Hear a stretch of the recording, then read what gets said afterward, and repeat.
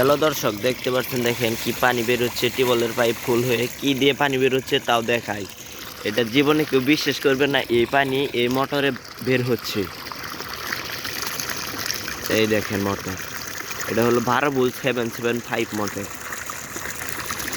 এটা কেউ বাস্তবে কবো এরকম তো পানি জীবনেও বের হবে না, তাও একদম ফ্রিতে। মানে সোলারে চলতেছে। এটা হলো 40 ওয়াট, ওটা হলো 130 ওয়াট। প্রচুর পানি, মানে একদম ফ্রিতে সারাদিন চলবে। দেখেন কি পানি বেরোচ্ছে।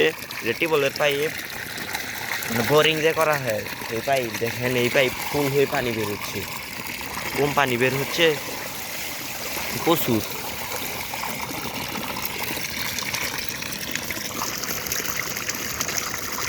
মোটর ওইখান জায়গা আজকে সেচতেছি, আশা করি মোটর দিয়ে সেচা হয়ে যাবে পাম্প দিয়ে। প্রচুর পানি বের হচ্ছে।